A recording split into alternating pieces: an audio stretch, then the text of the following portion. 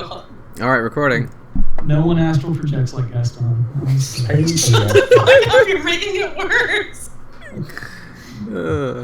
It was worse when you actually sang it. I just love that there's like a screaming head coming out of his chest. Shut up.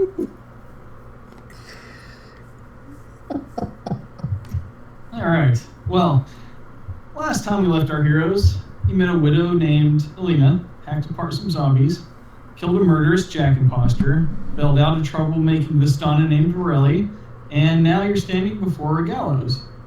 A lifeless body hangs from the rope that only a moment ago was empty. As the form slowly rotates on the rope to where you can see its dead, bulging eyes, you now see clearly it's Mr. Jeeves. Right. Well, that's remarkably unsettling. Well, I turned to Mr. Jeeves to make sure he's still with us, and he is.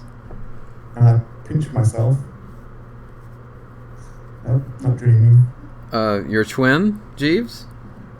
Not that I know of. I think we should stay as far as we possibly can away from that thing. I'm fairly certain that was not there when we passed by earlier.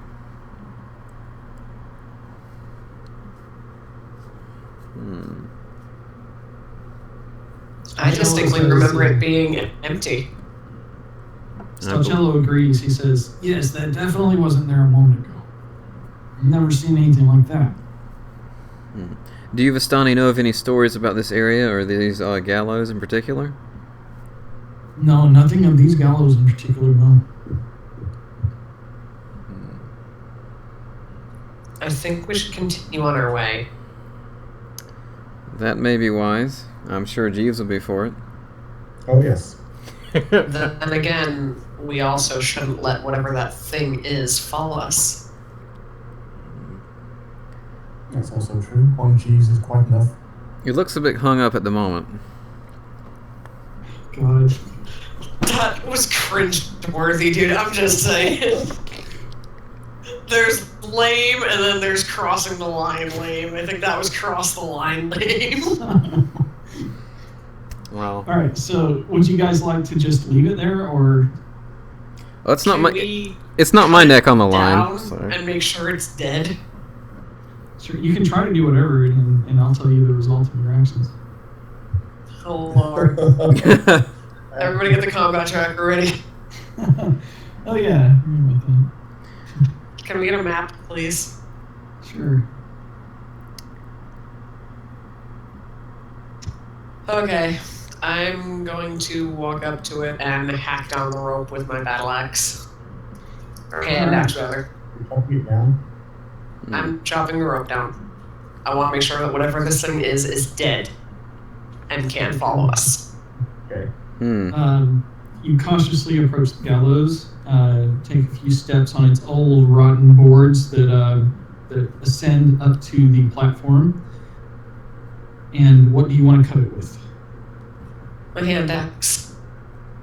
Alright, with your trusty hand axe, you hack at the rope, and it falls as if it had a full weight of a body upon it, but as soon as you cut it, the body disappears. Okay, The rope let's get out of fell here. as if, yes, the rope fell as if it had dead weight in it. Huh.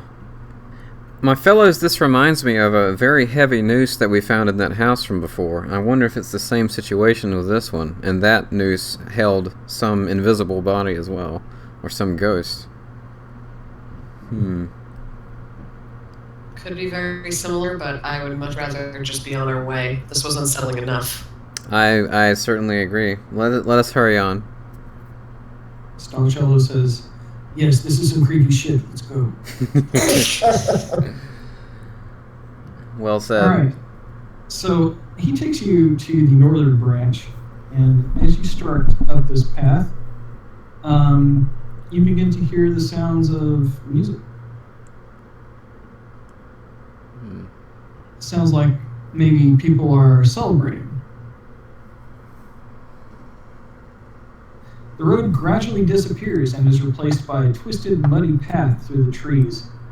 Deep ruts in the earth are evidence of the comings and goings of wagons. The canopy of mist and branches suddenly give way to black clouds boiling far above. There is a clearing here, next to a river that widens to form a small lake several hundred feet across.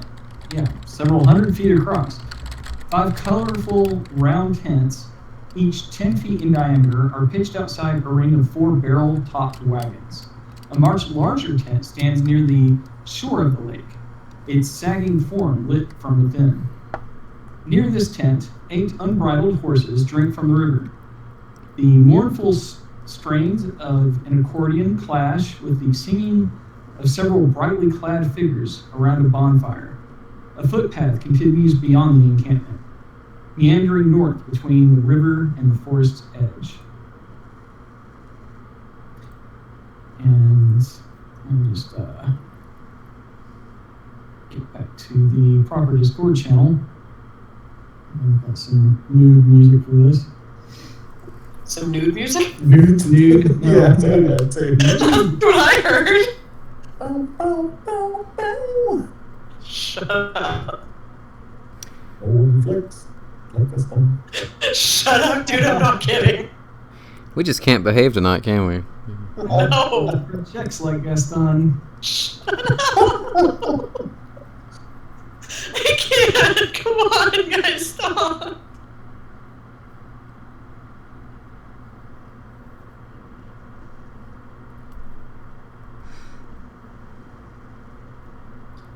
Okay. So, yes, Stacello and Borelli, they bring you into this camp. It seems like a very merry circle of people. There's about 12 people here, men and women, a couple more men than women. A good amount of wagons and some tents, like a makeshift shelter. Such a different sight than what we just saw at the gallows. It's very stark in contrast. A much more welcome party, I must say. Almost strange to see such merriment in this land after everything we've already been through. This is kind of the layout of the encampment.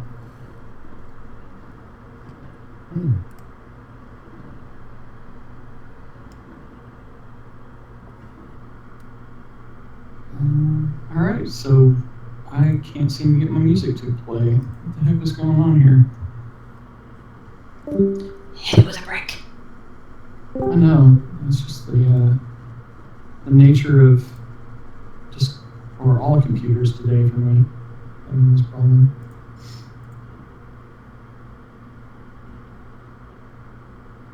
It says it's trying.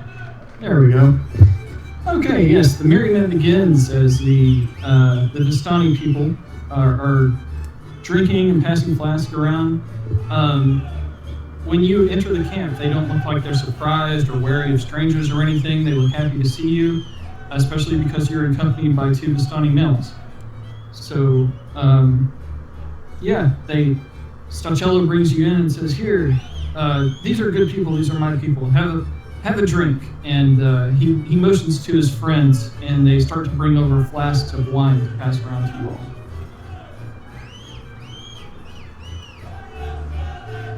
Okay. I'll politely take one, but not really drink from it. Wise choice, Elias.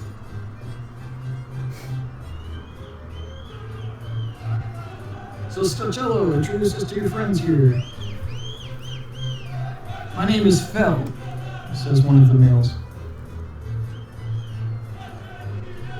My name's Alexandra. My compatriots here are Elias and Jeeves, my butler.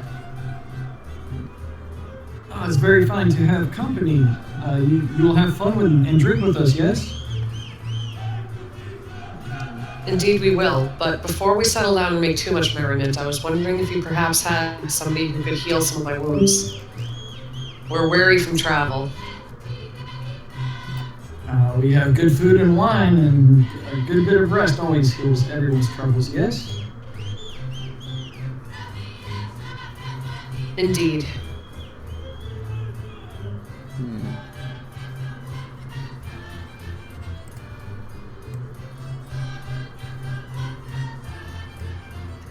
So I will sit by the fire and relax.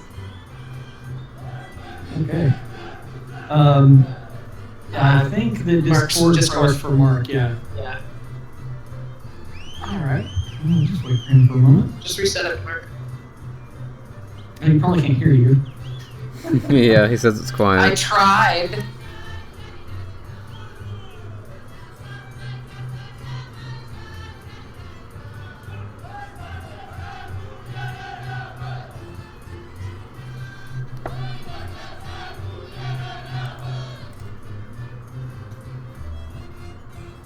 Well, Logan's seeing our posts in the group chat, but I don't know what his status is.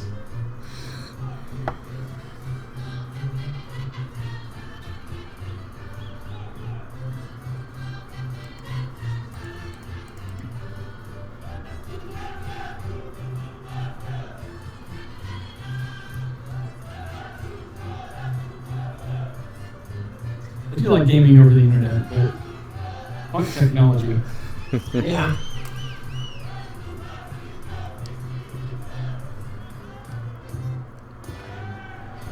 Well, if one thing can be said for Skype, its stability has come leagues from where it first started. Hmm.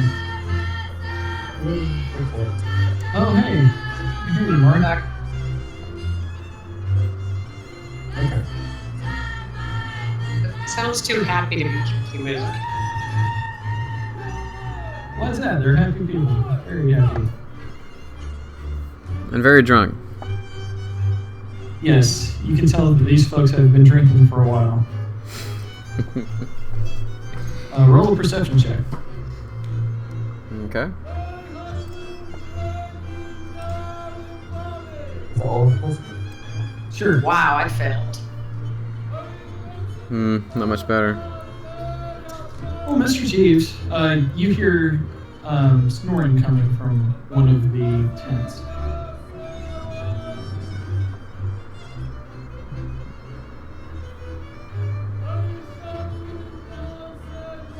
Yes, you're surrounded by great company. Everyone's talking to you, happy to see you. Is there anything you'd like to talk to them about?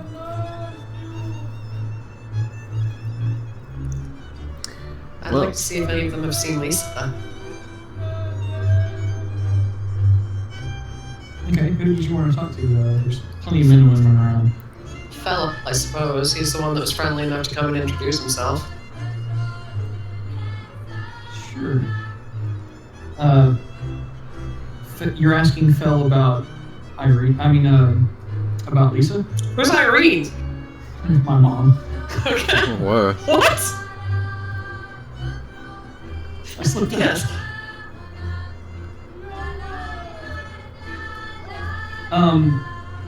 They've never heard. Fel says, I've never heard of anyone named Lisa. She's not Vistani. She looks a great deal like me. I've She never seen wandered anyone away from like the that. village of Barovia. Yeah, Why she did wandered. She wandered did away she from the wander village. away? Let me finish my sentence. She wandered away from the village of Barovia some time ago. We were wondering if perhaps you'd seen her on the trails heading towards any of the other villages. No, I do not know. When it comes to people wandering from the village, though, I do remember seeing one girl, but I did not get her name. What did she look What like? did she look like? Oh, the girl that I saw? Yes. She did not look like your friend here. Did she have dark hair? Yes. That may have been Gertrude, Elias. Yes, I was just thinking that. Did she have kind of a sullen expression on her face? Maybe a quiet, introverted type girl. Oh, this girl was anything but introverted, I tell you. She was kind of naive. Very naive. Hmm. Do you happen to know where she went? Where she was headed? No, she didn't really stop to talk. I just asked if she was in need of help or escort, and she said no. She was just she had never really been out in the world or something like that. And she was just wandering around, from the best I could tell. It's very curious. In this monster-infested land? Well, maybe monster infested to some. We Vistani have no worries. She was no Vistani, though. Which was my point. Yes, I would be concerned if I was a young girl all by myself out here in these lands as a Barovian.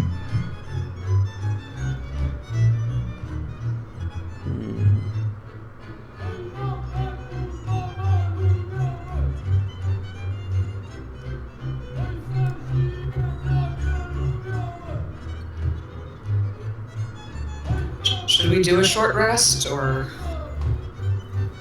Sure, you guys can rest. It looks like there's plenty of fun to be had, though. I think Alexandra's the only one that has wounds, so whatever she wants to do. I could actually heal her, I too. don't have a whole lot. Yeah, I have only 8, but still. If we are going to have anything happen tonight, I'd rather face it with a full set of health. That was the last night party while Alexandra sleeps. I mean, sip some wine. Well, what healing can Elias provide? Well, we do still have those bandages that you took. Sheets. Yeah, and they could be used to like maybe stabilize someone. Well, I have 2 uses of lay on hands for 5 points each, and I have the healing spells as well, of course. It looks like Elias would be the most well-equipped here to help. Yeah. Alright, no problem.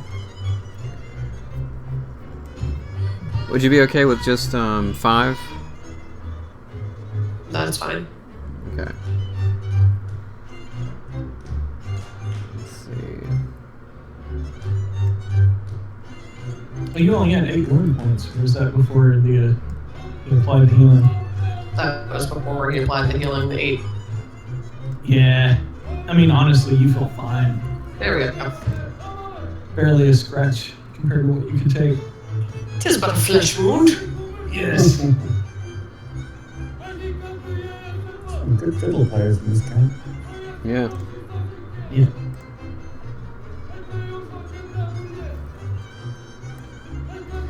So, Fel introduces you to a few of his other friends here. He says, this is Yoshka. It looks like you already know Borelli and Stacello. What brings you to this camp? We've come seeking out Madam Eva, actually. Our friend here, Jack, was invited to have his fortune read. Oh, yes. Madam Eva is very special. She's a very special lady. There are some people who are... They're mostly women that are born with a gift of sight to foretell the future. And of all of those who have ever lived, none is greater than Madam Eva. It is ironic, though, as those that have this gift, the only futures they cannot divine are their own. Interesting.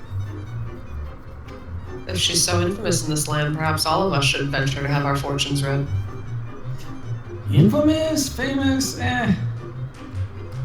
She is more famous than infamous, I believe. Most of what she has said, as far as I know, has always come true. Well, I know that you Vistani are quite immobile people, like you get around quite well, but I've heard that Madam Eva tends to stay in one spot. Why would that be? Oh, this is very true.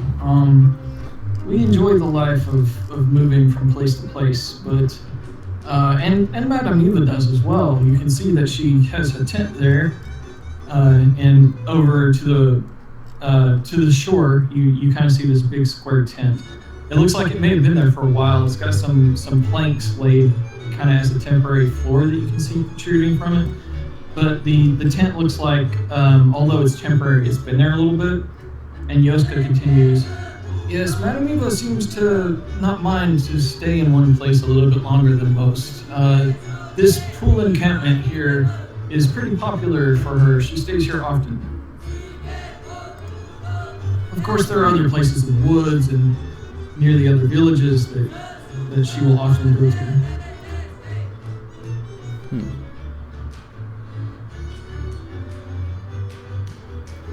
see. Easier to branch out one's divinity while having their feet firmly planted on the ground, I suppose. No one really knows why she stays. Some have asked her, but she doesn't really answer.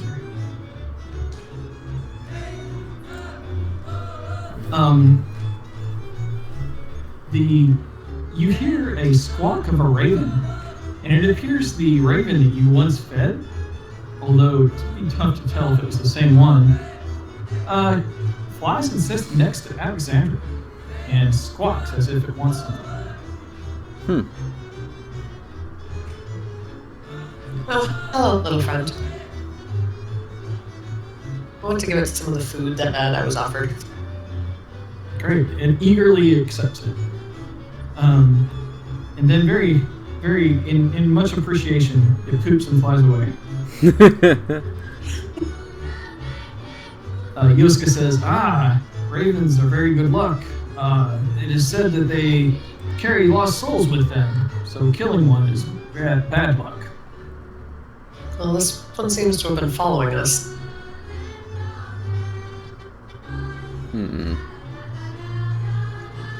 You know, the souls of those who die in Barovia can't escape the afterlife. They're prisoners here in Strahd's domain.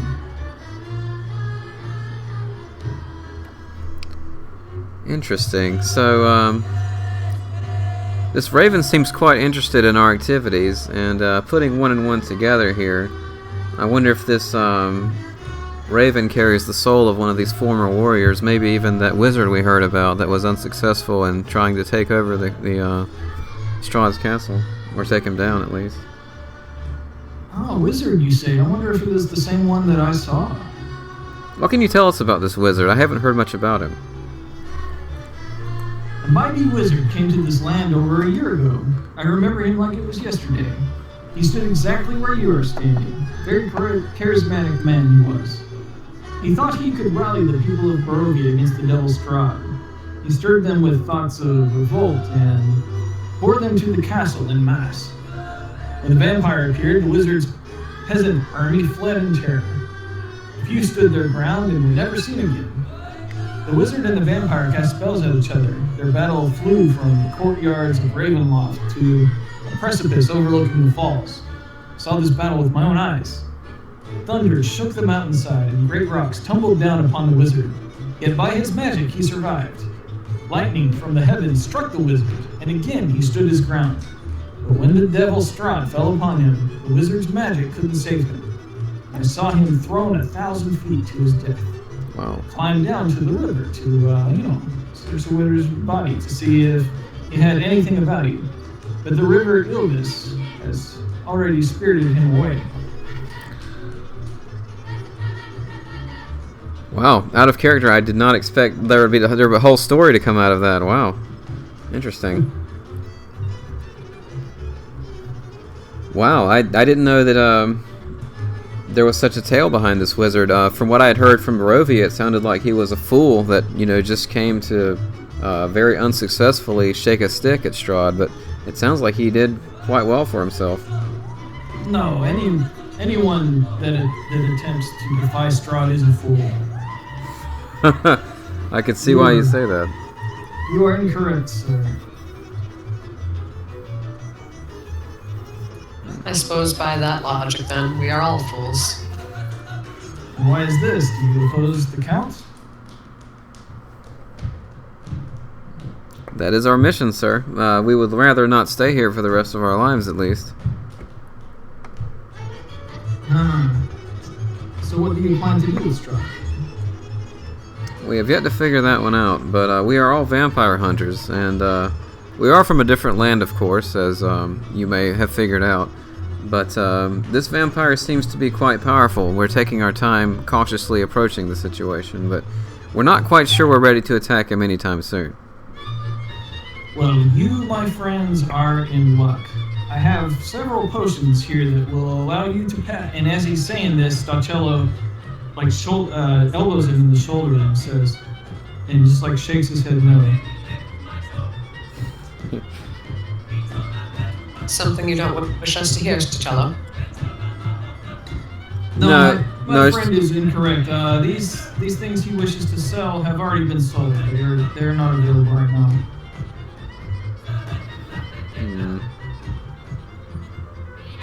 Not available. Yes, they've already been sold to someone else. Ooh.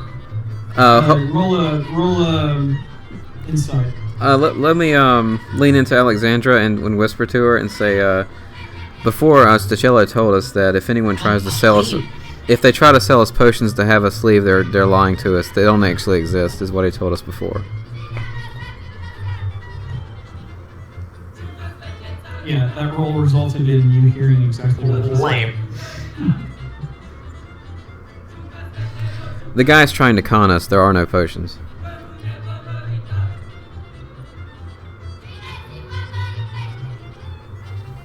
Yes, Brent realizes that even if there were potions, they would not work. Okay. So after Stacello elbows Yoska,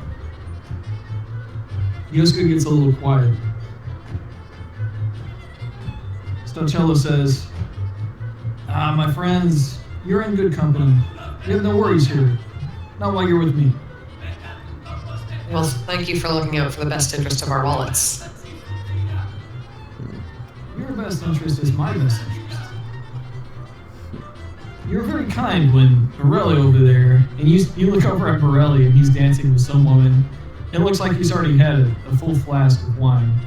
The guy is obviously not sober at this point. Yeah, Borelli there, he's young, he can be a handful. He likes to get into trouble, but my friends here, they helped us out. They helped us out in Barovia and prevented Borelli's sticky fingers from getting him branded on the neck.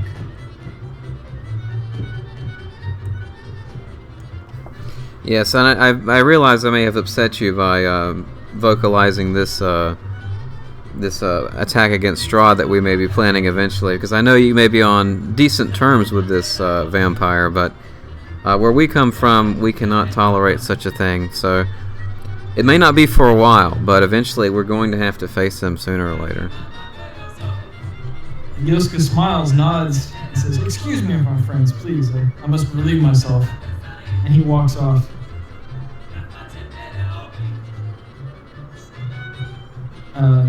Stacello says, let me introduce you to some of my other friends here. And he brings over another person and says, "This is Porcello. Porcello, here, meet my friends from the village in Barovia. They're outsiders. They're new to these lands." Hello. Porcello says, "Yes, I'm Porcello. Who are you? What are your names?" I am Elias, and this is Alexandra. I cringe slightly as he offers his name so freely. Well, we've done it before here. Yes, but don't you know? You never, ever give your name willingly to a gypsy. Gypsy, what is this? Is this some slur for Vistani? Not a slur, it's a different it's... How do I explain this? We have traveling nomads like Vistani where we come from in our land. We call them gypsies. Is this Porcello says, is this a good name or a bad name? It's a good name. It's neither, it's simply what they call themselves. Oh, they call themselves this, huh? Okay. Indeed. Well, You why call would yourselves not- Vistani, they call themselves gypsies. Why would you not use your true name in front of these people? The ones from our land are known as tricksters. They have a slight bit of a reputation for their dabbling in magics, and to own a name is to own power over whatever the name being is. So you would not use your name in front of us, but you would not use your name in front of them? I think I can put two and two together here, lady. You'll have to pardon me for being a little suspicious.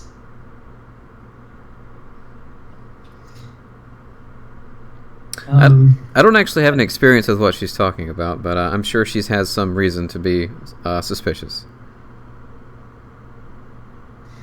Well, whatever you may have experienced where you're from, maybe not bring that judgment upon us. Fair. Gypsies in our land are known for serving a dark vampire, just as your Lord Strahd here. So you're saying that we serve a vampire? Not saying that you serve him. I'm saying that maybe perhaps some of your kind are in league with him. Every man is in control of his own destiny, I suppose. Indeed we are.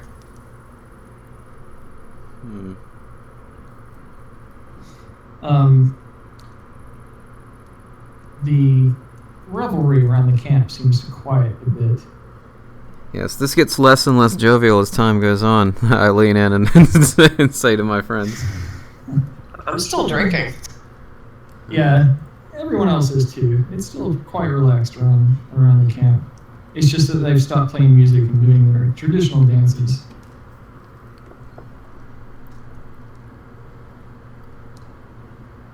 Out of character, where the hell is Logan?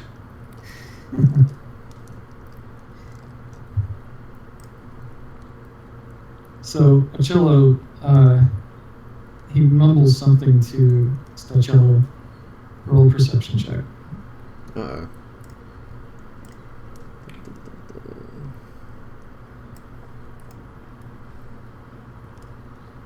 Hey, Jeeves. Yes, Jeeves and Alexandra could both hear, I do not like you friends. I think I will go over here. And Achello walks away. So Achello's kind of shaking his head like as if he feels defeated. And then he says, Vano, come over here, meet my friends. They're from the village of Barovia. Vano says, hi, I'm Vano. And he looks at you like he's expecting to hear your names, or made up or not. Well, he's gonna know if we're lying at this point, eventually. Yeah, we've already introduced ourselves to others, so... Yeah, but they haven't been talking to each other about what your names are.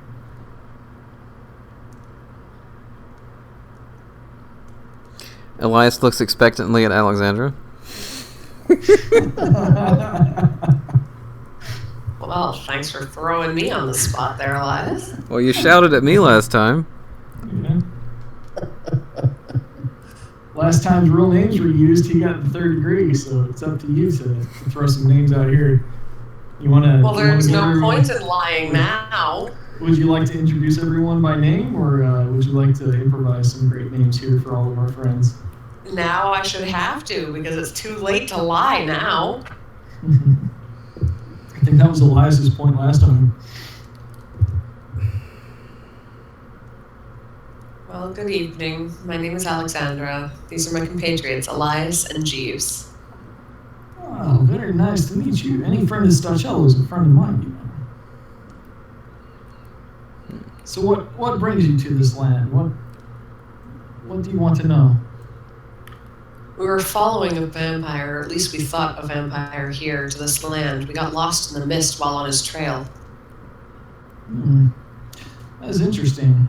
Not many people come through this land willingly unless they are Vistani. Even vampires get trapped once they are here. Are you sure it was a vampire? It was the The image trail of of one. bodies led us to believe so. Well, we all know one vampire here that wishes he can't. Must not have been Strahd.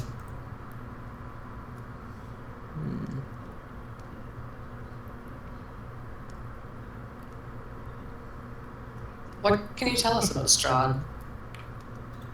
Vistani here, we know Strahd probably better than the Barovians. I can tell you much. Let's see. What would you like to know? Anything and everything you could tell us. Oh boy. Okay. Let's see. What do I know about Strahd? He scratches his chin for a second. He says, let's see here.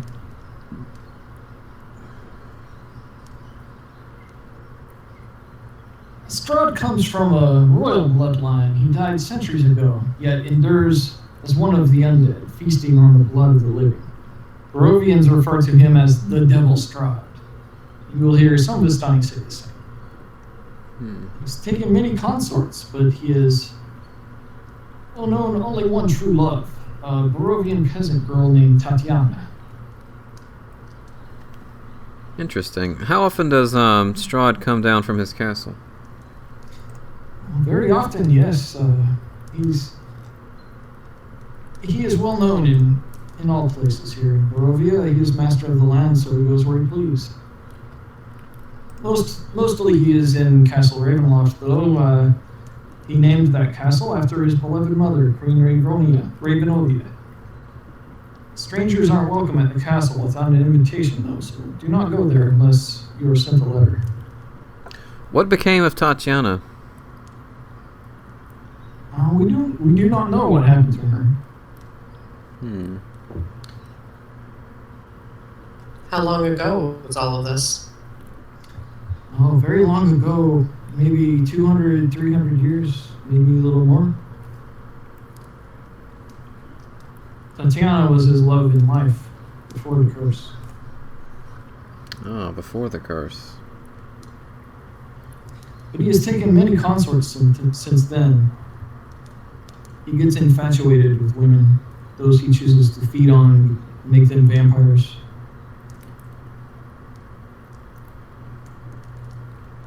His current fixation seems to be on a woman named Lisa, sister of Ismark, the Burgermeister of Barovia. Oh, that son of a bitch. Yeah, Borelli was just telling me about him. We might have to pay him a visit later. Oh, he is a good man. He does what he can. A lot of responsibility falls on his shoulders for taking care of the village. We were able to talk him down over the judgment that Borelli was going to face, but I think it all turned out well. Borelli has been hitting the wine quite hard tonight. He was considering cursing Ismark. Have you heard of the Vistani's curse? I have Can't not. say I'm familiar with it. Yes, Vistani curses are potent. They are invoked with great caution. Vistani know that to curse one who is undeserving of such punishment can have great consequences for those who utter such a curse. I would greatly advise against it then, because I consider Ismark quite a good man. Well, this makes sense, because Borelli is drinking and he says this, but yet he did not curse Ismark, or he would have.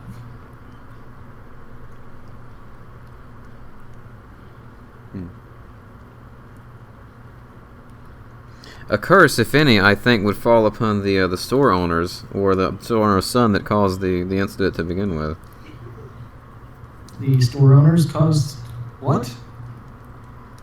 Maybe we should pay them a visit, you say? Yes? Well, I suppose I should tell more of the story then. It is an unfortunate situation, but what happened is there are store owners in Barovia that sell their wares on a much, much higher rate than they definitely should. And Borelli was merely trying to buy a trap to catch some food with, but since their prices are extraordinarily high, he was not able to do so. And he threw a fit at this, of course, and the store owner's son threatened him with violence, of course. And what happened was Borelli fought back in self-defense and eventually stabbed the store owner's son, and he was bleeding, who also actually refused my help of healing since I'm a cleric. It was quite a bad situation. We could not tell for sure who was at fault. I know our hot-headed friend Borelli here probably instigated a good bit of it, but I cannot blame him for being upset over the prices being so high in such a volatile part of town and just trying to get food for himself. As you're talking, Vano's face gets redder and redder the longer you talk. And he says, Borelli, he stole from a merchant? He tried and failed. Yes, he tried to. Stacello, you witnessed this? Stacello says, yes, and he received his punishment, his banishment. And Vano stands up and walks away, and he grabs Borelli by the neck and leads him off to the woods. Well, now, Now, I didn't say in my explanation that he stole, but maybe Vano assumed that. Well, yeah, he did assume that, and he asked you, and you said, Yeah. "What?" Yeah. So you begin to hear that Venom starts beating the shit out of the drunk Borelli. Oh god. What do you want to do? Wow. Well, first of all, I'm going to tell Stacello that I apologize sincerely if I offended your other friend there. And Stacello says, no. He's not offended. This is how we teach. Maybe Borelli, he is hard-headed, but maybe he will learn that actions like this are unacceptable and that there are consequences for his actions. Or do you mean his friend from before, who Yeah, the one from before. Hmm? We were explaining about the gypsies in our land. Yoska? What are you talking about? I'm sorry, I'm getting lost here. Out of character here. I was apologizing for offending him by telling him the story of the gypsies and their deception from our land and kind of assuming that they were the same. Oh, well, Yoska walked away, so Yoska's no longer part of this conversation. Oh, she's apologizing to I was him. apologizing to Stacello on behalf of what she said to Yoska. Oh, well, in that case, now that I understand, as Mike, not anyone else, but Stacello says, look, you are in good company. You are among friends here. You helped out Borelli, even though he's getting his ass kicked right now. If I thought it was unfair, I would step in myself, yeah? But this is our way. This is our customs. He's lucky he's not getting his back whipped.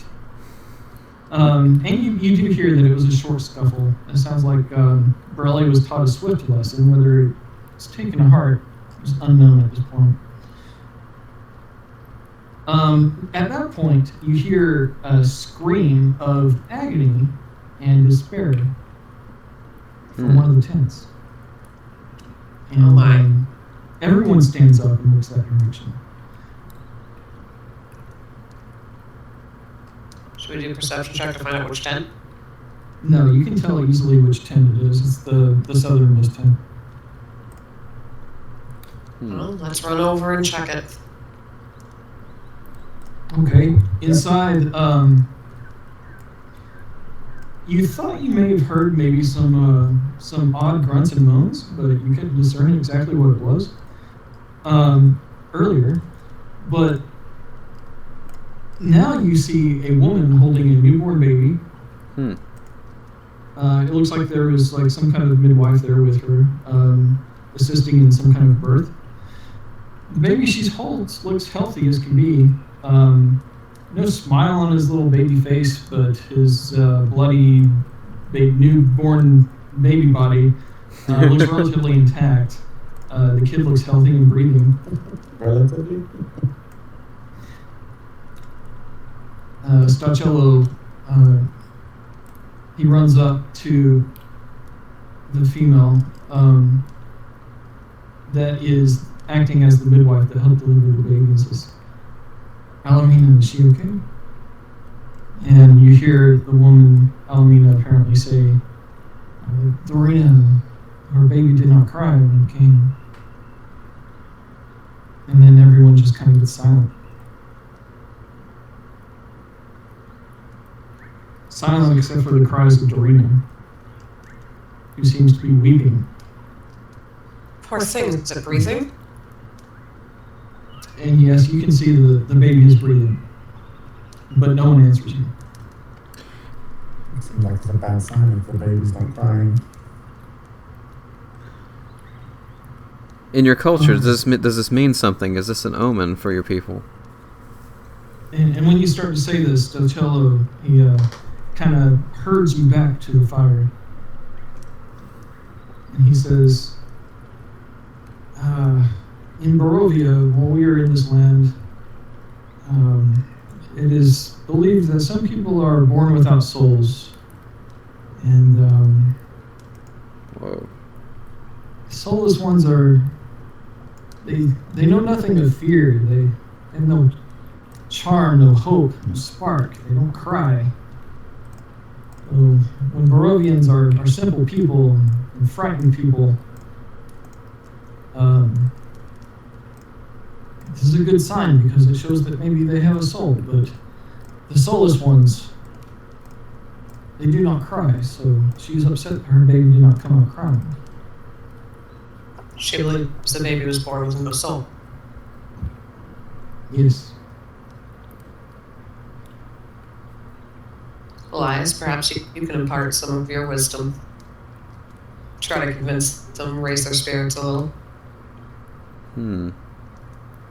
I have never heard of this being something that could happen, but I know from my experience where I'm from that no human is born without a soul. I suppose I could examine him, but I have never heard of such a thing. We are from many places as well, but this is the only place where souls get trapped when they die. This is the only place where we see people born that do not cry. Could I perhaps take a look at the child later, do you think, if the mother would be willing?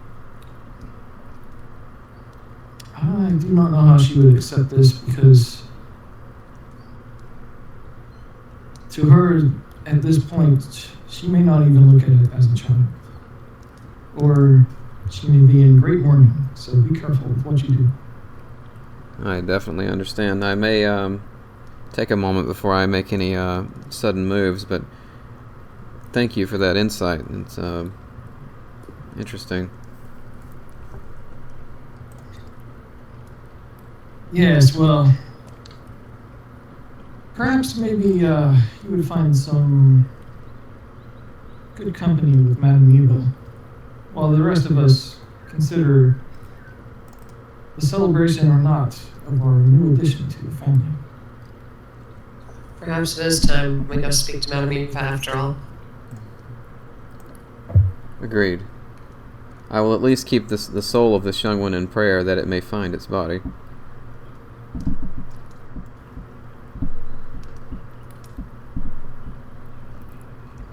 Alright, with that you see a tent nearby. You know belongs to Madam Eva.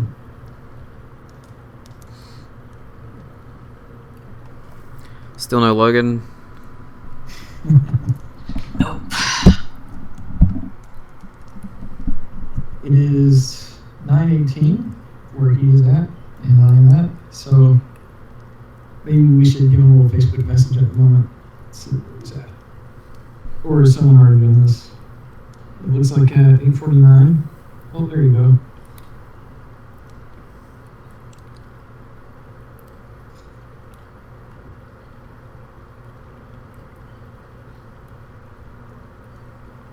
It's fine, we'll continue. Maybe he'll show up. I know that it was like his character's idea to talk with the inn owners and come here. Yeah. So we'll save him for last. See if maybe there's some time there.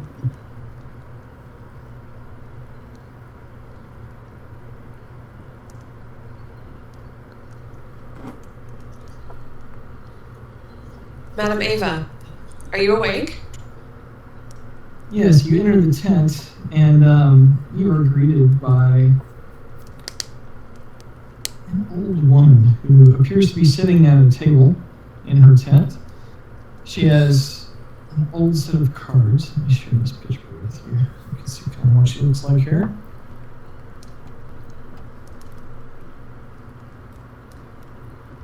And when you enter the tent, it's a little darker in here than outside.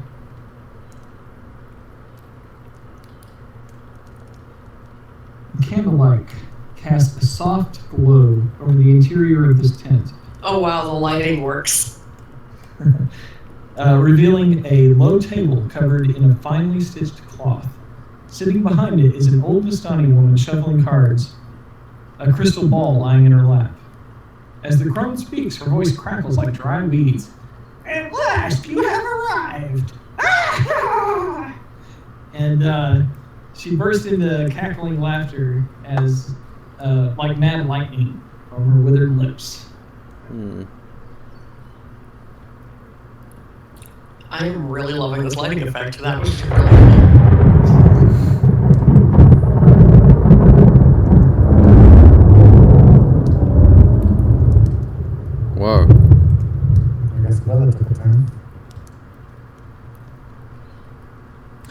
Yeah, before her is a table, finely stitched, she said. And she says, "Wielder of the whip, do you seek your fortune told?"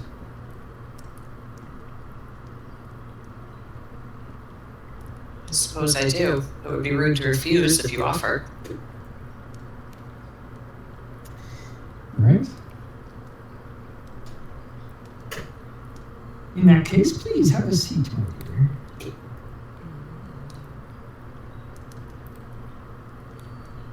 I will approach hesitantly and take a seat on the opposite side of the table. Okay. She begins dealing cards out. And she says, "I am Madam Eva, and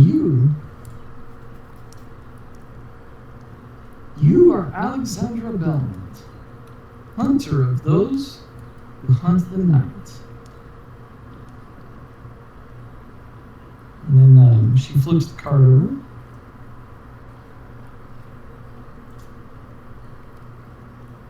And she says, "You will find this land ripe with prey. The choice will be given between either peace or vengeance, between the oath of your kinsmen and the will of God." And she moves another card. And she flips it over.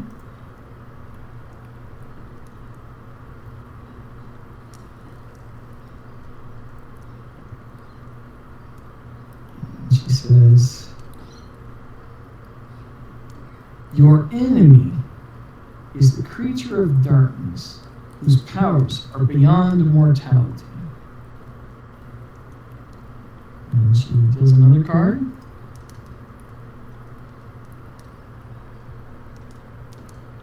And she flips it over. She says, "This card will lead you to him. I see a secret place, a vault of temptation, hidden behind a woman of great beauty.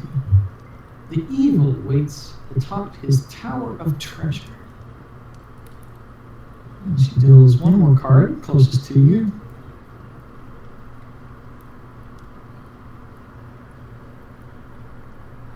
And she flips it over and says, "This is a card of power and strength. It tells of a weapon of sacrifice, one that has tasted the blood of a god. The treasure you seek is hidden behind the sun, in the house of a saint." And she collects her cards and shuffles them back into the deck.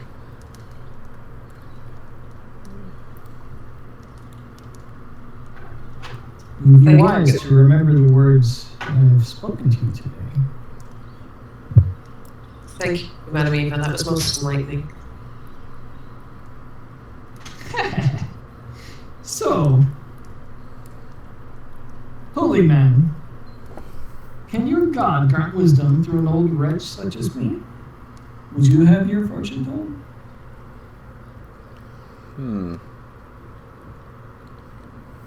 If nothing else but through curiosity, I am willing to entertain the idea, my lady. I cannot imagine the wisdom of God comes from you, but I am not very knowledgeable of what is in these lands, so let us hear it. I am impressed by your willingness.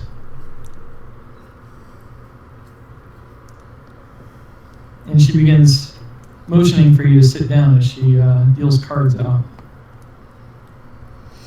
All right. Elias takes a seat. Okay. She flips the first card over. And she says, "Elias Asher, if that's your name, a man of faith, without faith in man. It is God's will you wish to fulfill, not that of the power-hungry church." And she flips another card over.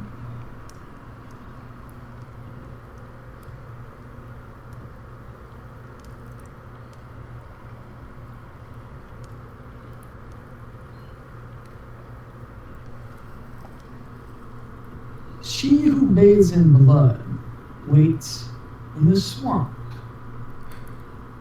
Elias gasps and leans forward as she says this and starts to have a short vision of what he saw when the bodies were burning in the camp of the witch trials. And he recovers himself after 15 seconds or so. All right. She waits for you to soak in this revelation. And she reveals another card.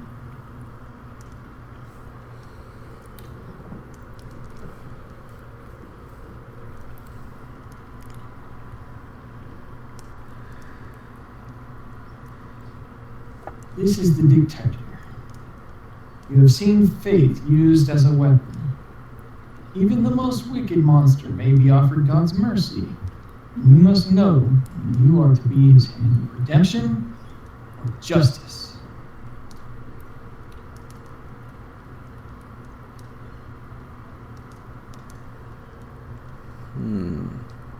True enough.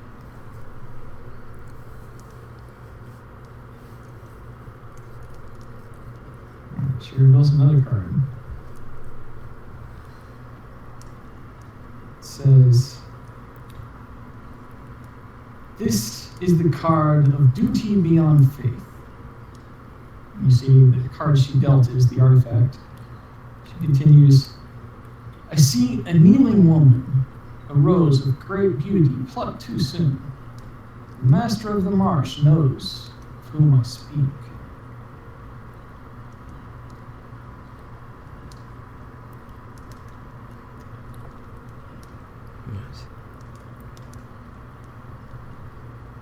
I am impressed that you would hear my words, Holy One. Now, for you, and she looks at Mr. Jeeves, The sticky-handed one. will you have your fortune today? I think I will. All right. She motions toward to the other seat now, and begins dealing cards.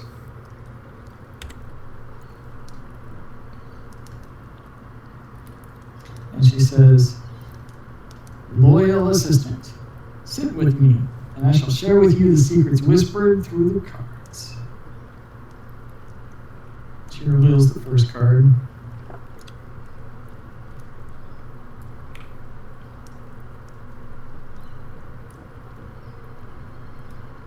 She says, the rogue.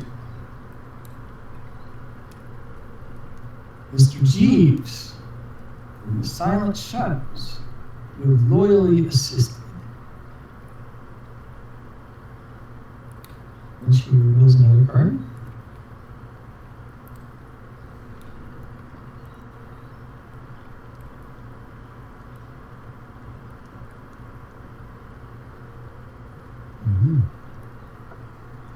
The guild member, servant of the House of Hunters. Within those shadows, also found secrets.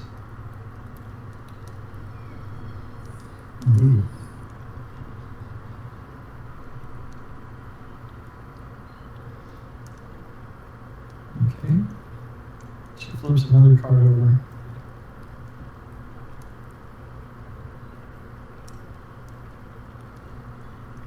The mists. This card sheds light on the one who will help you greatly in the battle against darkness. The Vistana wanders this land, alone, searching for her mentor. She does not stay in one place for long. Seek her out in St. Markovia's Abbey, near the mists. Curious. Okay. And she flips over the final card.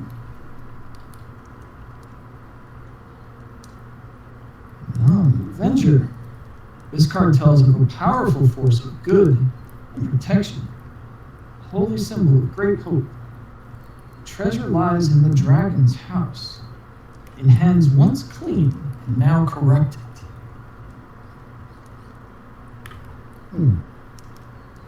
You will do well to remember these words. I see great potential in these visitors here. Finally, she looks at Jack, who's been quite quiet the entire time, and asks if Jack would like his fortune read. She says, "Clever fool, do you wish to hear what the cards have in store for you?" And of course Jack agrees, so he sits down. So she deals him some cards. We don't know if Logan's available, do we? No, but in light of the circumstances of him not being here, I think he would want to be here for this, so maybe we should say he declines for now, but we'll come back again later. Nah, let's go ahead and do it now.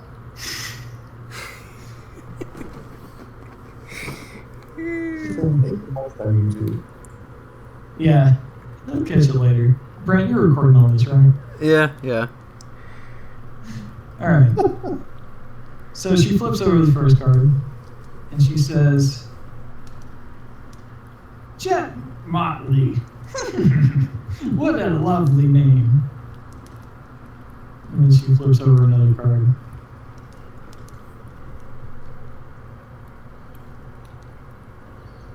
She says, "A scar from your past will be revealed."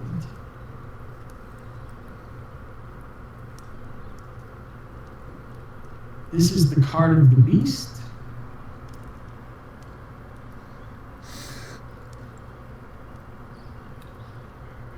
And she reveals another card. Third one.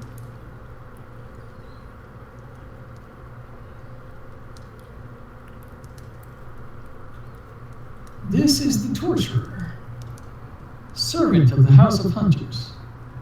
Oh, that's the wrong thing to read. Yeah, I was going to say that. Either the answers you seek will die on wordless breaths, or you will pay the price for the knowledge. And finally, she reveals the final card. Raven.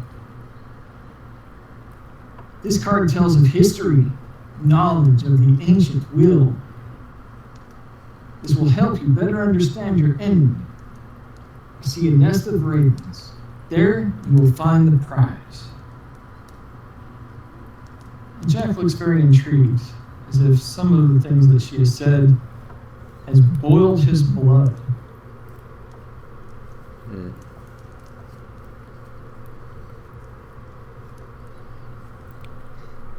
Madam Eva laughs.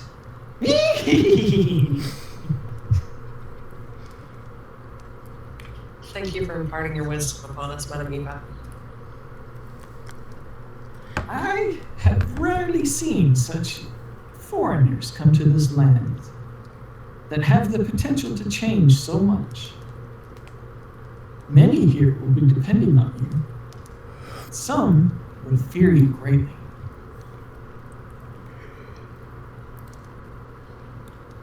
We don't wish anyone to fear us. With change comes fear. And you have the power to make change.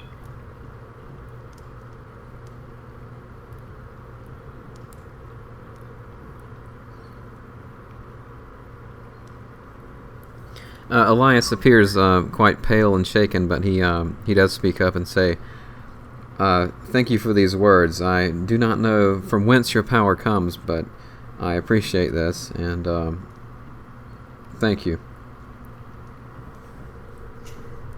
Yes, it is my gift. I like when I can use it. I commend your bravery for hearing what I have to say. Despite what powers you ever may think might be behind them, I am a truly gifted one.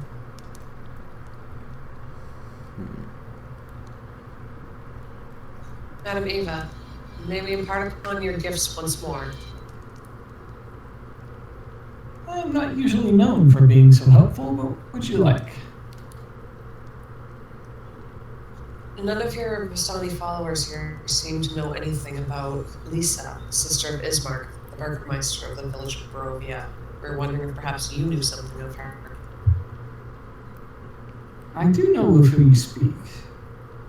Lisa Kilanovich, sister of Ismark, adopted daughter of the Burgomaster of the village of Barovia.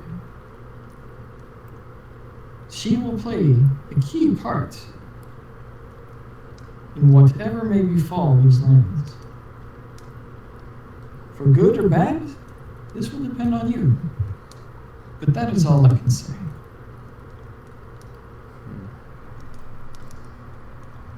Adopted, you say?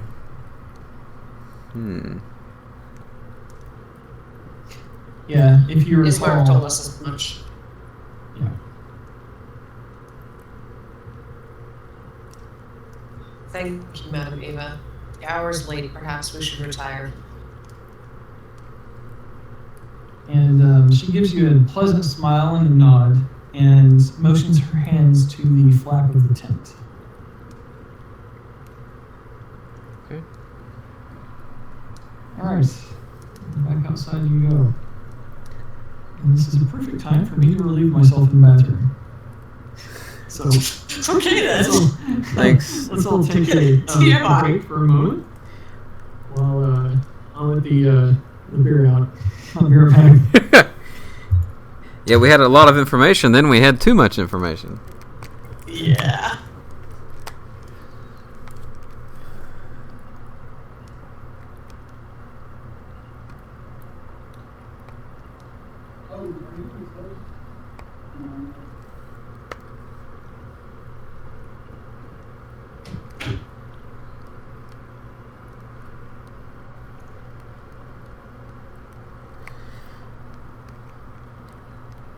Did I hear that right? And she said that you were a hunter of those who hunt the night? What does that mean?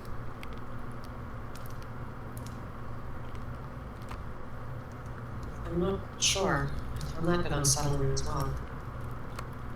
I hope she misspoke and didn't mean to say that you would hunt us, your fellows, who are hunters of the night, unless perhaps she meant those who hunt during the night, as in the evil ones themselves. I'm not sure. That was quite, the whole experience was quite unsettling, Alexandra.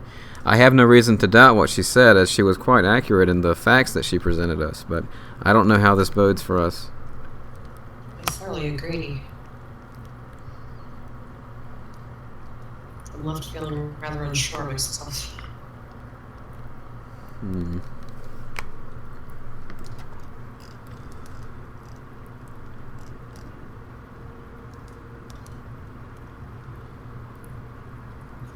Perhaps it's because of that lingering doubt that I was unable to wield the vampire killer whip from home.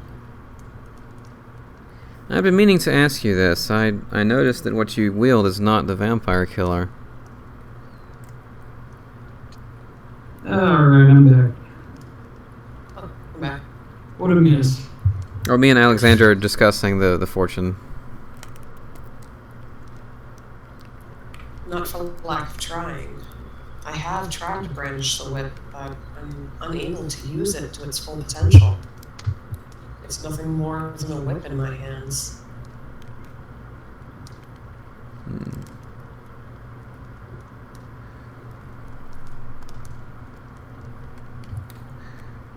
The way that the fortune teller spoke, she made it sound like it existed in these lands.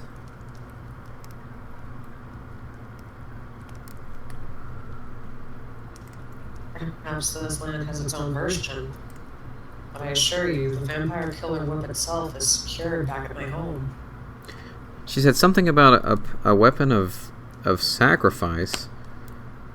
One that tasted the blood of God, I believe. I know that the vampire killer whip, I've not told you this presently, or up until now, but my mother was from the family line of the fiancé of your ancestor, Leon Belmont. Sarah Trantoul. My mother was from the Trantoul family. I recall that she gave her life to give the vampire killer whip its power. So She did. it makes me wonder if that relates to the power of sacrifice that he mentioned, and I also have to wonder if somehow my blood is tied to this weapon. If something were to happen to me, I wonder if at the very least you could use my blood to empower the weapon. I'm not sure how that would work, but I know it has happened in the past. I couldn't dream of sacrificing you just to power a weapon to defeat Lord Strahd. I am but a humble servant, meaning to destroy the darkness. I would prefer to return home to the young one in my care, but the longer we stay here, the more the evil seems to impress upon me that what is here is laid heavy on my heart, that we must take care of this Strahd. I would rather us do that instead of at first I wanted to leave, to be honest with you, but I feel that something must be done here.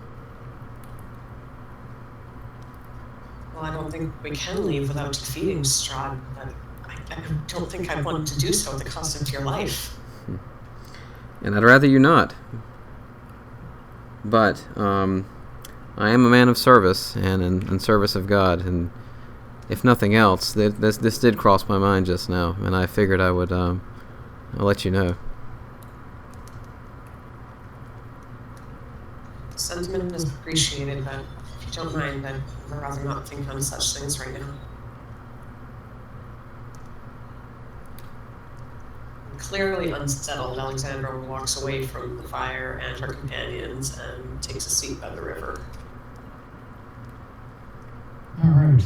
The bubbling river is quite calming.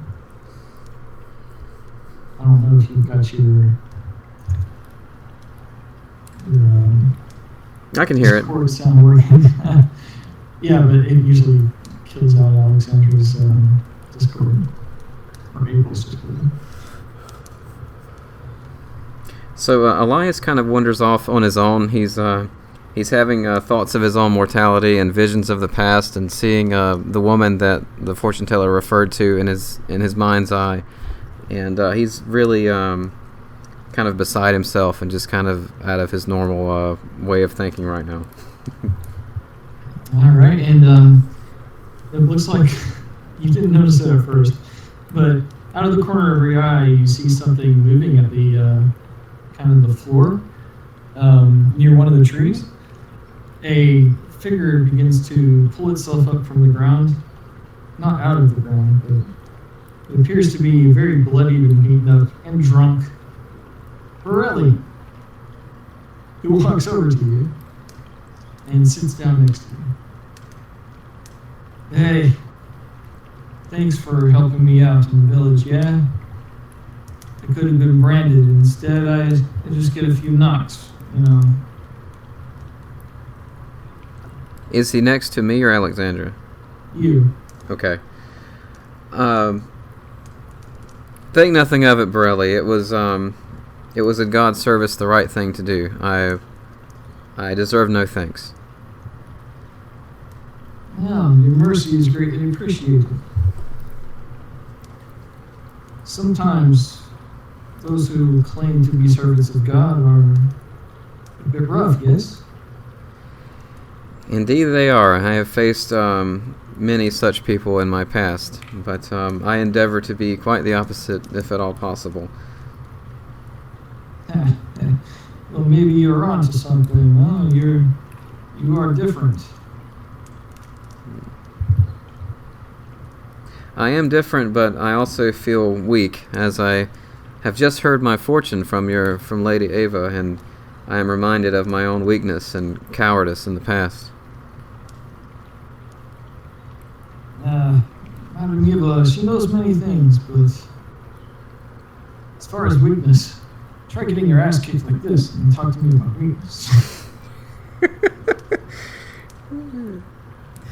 I think I need some more wine. So he continues to walk past you there, and he stands up and goes to the fire, sits next to his buddy Stocello, and starts drinking again.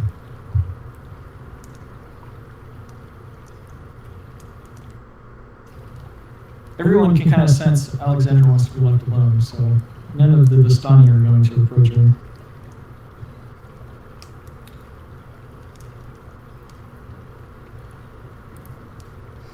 Mr. Jeeves, what are you doing after you got out of the tent? According to Fancy Ground, he's taking a nap.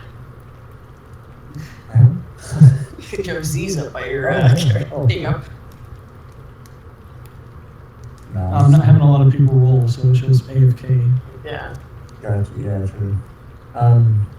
No, I'm just paying attention and drinking some of the local wine and looking for shinies.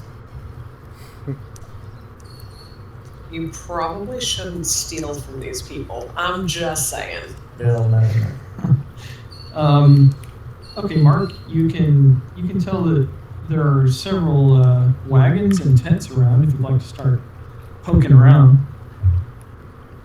Sure. Casually, of course. Of course, roll a stealth check. Oh, not bad. Let's see what we can come up with here. Okay, so you find yourself close to a wagon, and you feel pretty confident that, well, roll a perception check first. Just out of character, I almost forgot. Last session, Alexandra still had that lockdown box that she got from the house. Yeah. That's Oh, yeah. You guys Still have to unlock that. You don't hear anything coming from this particular wagon, and you feel like you may have stepped away from the fire in a way that doesn't look suspicious. So, would you like to enter the wagon and search it, or what would you like to do?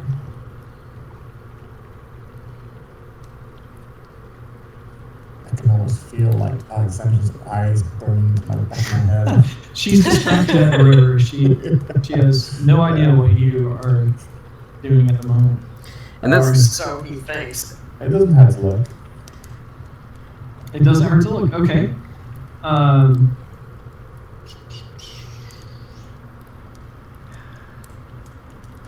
it might help those itchy fingers if he had that box with him. Darn.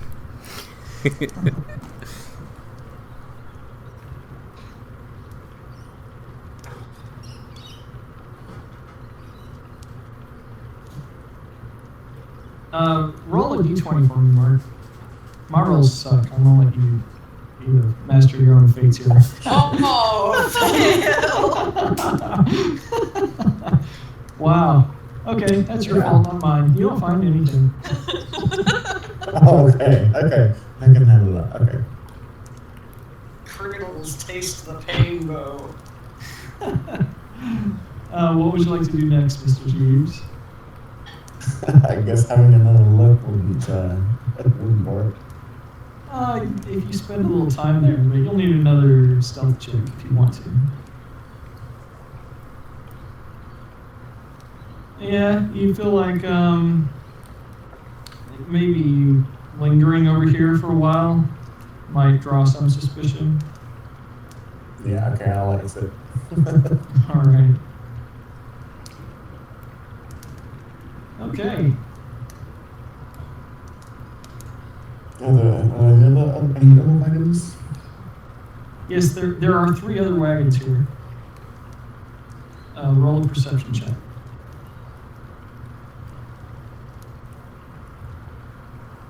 Yeah, that's okay. You can still notice. Faintly, you can hear that the next wagon closest to you it's got some light snoring coming from it. I should avoid that one.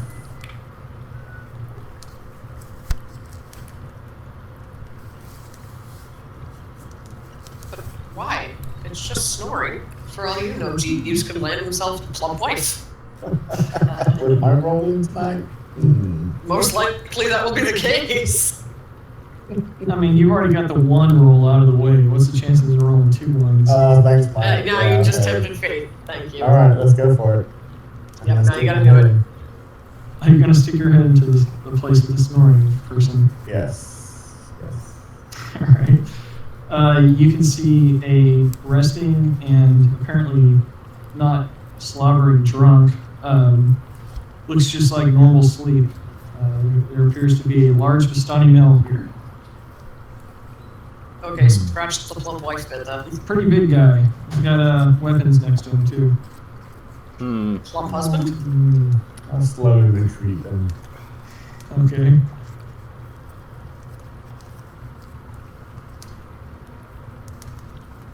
Anything else? Not like in number 3. Roll a perception check. Oh lord. Wow. You don't hear anything. Alright, I'm gonna stick my head inside using a stealth check. Yes. Go for that. That was better. All right. You stick your head in very quietly. You feel pretty confident that no one's aware of your presence. And fortunately for you, the person that is inside the tent is also asleep. They look even bigger than the last person. So they got weapons by them? Yes. And you haven't seen these individuals at the campfire. It looks like they've been in here as long as you've been here. Which means they could wake up at any moment. Right. Alright, let's leave that one alone. Are there any weapons? Yeah, there's one more. Alright. Number 4. You don't hear anything. Ooh.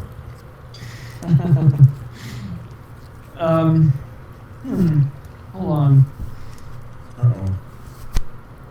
You can try to go steal the soulless baby. That's true. Yoska walks up next to you, Jeeves, and says, "Hey, there's nothing in there to interest you." Oh, I do apologize. I thought I heard something unusual. Oh, really?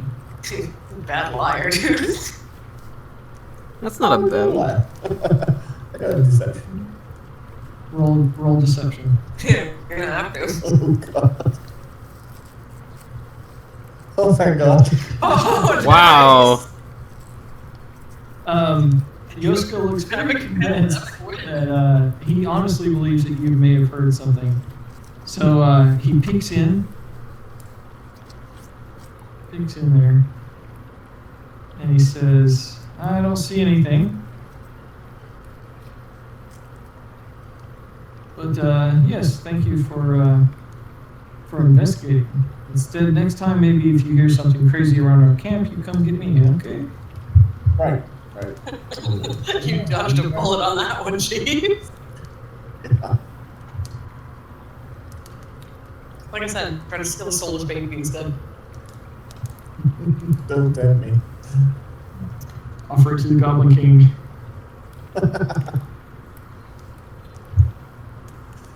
Let's leave Joker out of this campaign. I guess the wagons are out of my reach tonight. Yeah. No shinies for you, my friend. I'm sorry. Of course, you could pilfer some tents if you'd like. You just want me to get in trouble. You could go talk to Alexandra. The really tight spot about this is that we just had Borelli punished for stealing, and if we're caught stealing in their camp, you know, that's gonna be. Are we gonna be able to stand up for Jeeves if we get in a fight? I mean, I'm not saying a word. Butler brought it on himself. I mean, out of character, you know, Jeeves can do what he wants, but. Right. He could go talk to Alexandra. His mistress is quite distraught. That's true. I mean, I probably would see you from where I was standing in as well. So, all right, I'm gonna go check on my lady. All right. Yeah. As you approach her, she seems to be at the bank of the river, contemplating darkly, alone. She seems distracted at first, but the moment he approaches, he finds the tip of her rapier at his throat. Right. Yes, evening, lady. You should know better than to sneak up on me, Jeeves. Yes, Mom. It's very sneaky. I'm sorry if I worried you, and Elias. No bother. Jeeves, you've been in my family and service to them for quite some time. Longer than I've been alive, correct? Yes. Have you ever known anyone else in my family not to have been able to wield the vampire killer?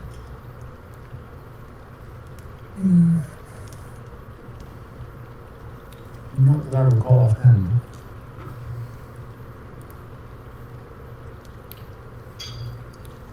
Everything I've heard tonight, everything we've experienced thus far has had me really unsettled.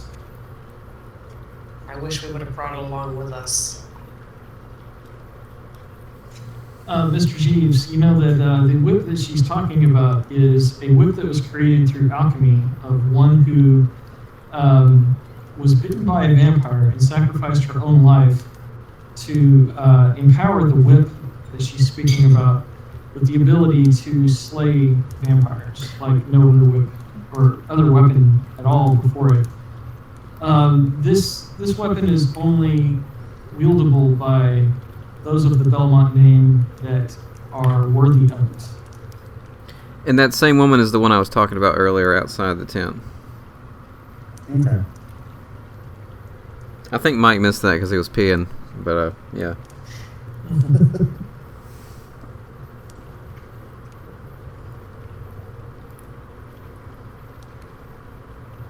But yeah, Jeeves, you've never known a non-blood relative of the Belmont clan to wield the vampire killer whip, and you're certain that it hasn't made its way to these lands, as far as you know, because Alexandria is probably the closest thing to a Belmont this land has seen. Okay.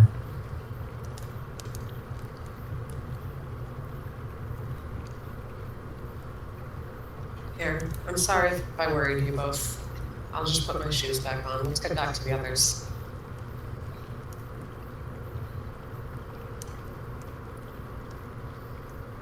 All right, well, returning at the camp, you find Jack brooding and contemplating, of course, about his fortune that he was given.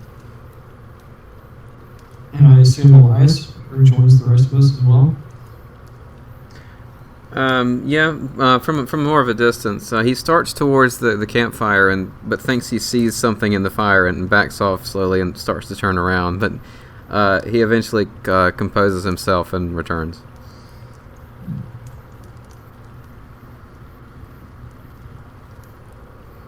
All right. So Stocello, he walks up to everyone and says, "So you've heard your fortunes from Madam Eva, yes? You all look like you're not in a very good mood.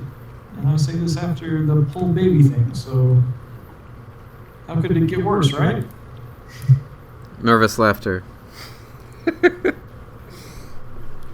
Hey, it's nothing a little wine won't fix. How about you stay with us? We'll make sure you're safe throughout the night. Maybe tomorrow you go about your business. We appreciate that. Thank you, Stocello. Do you have bedrolls? Do you need to use our tents? We have bedrolls. Indeed, we do. So where will you be headed off to next? One of the other villages, I suppose. We are in search of Lisa, after all. The next village down the road is called Velaki. Heard of this place yet? Yes. We have. I cannot accompany you there. They are very unfriendly to Vistani. Vistana, such as myself, would probably be killed there. They would not let me in anyway. Did something happen? They do not like Vistani there. It is not me, but all Vistani that they distrust. And how are they just magically able to tell the difference between you and any other person walking.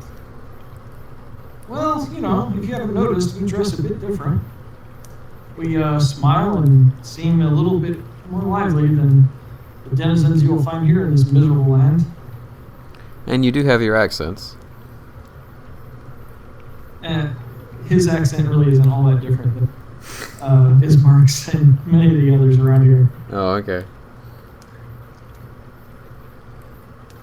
It's a good mixture of accents, actually, as if a lot of influences came in from the outside world.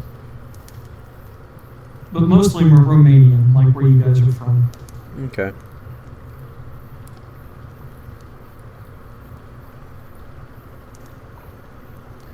Okay, well, duly noted. We appreciate your company and all that you've offered us. We can't thank you enough. Yes, well, on the way to Villaki, you will see a big windmill. This is a dangerous place. You should not go there. A windmill, you say? You think it has any relationship to a family that used to live in the village of Barovia? I would not know.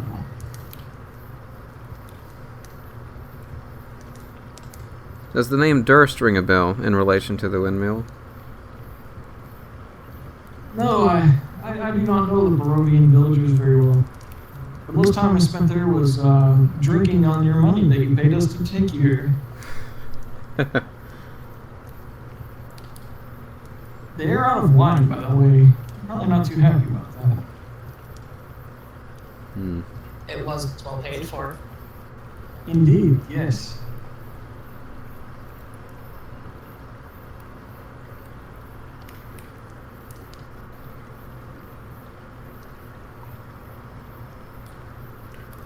Well, it looked like they had a wine shipment damaged in one of their wagons that was heading to the tavern, I believe, by some skeletons. So maybe they'll get a new shipment soon.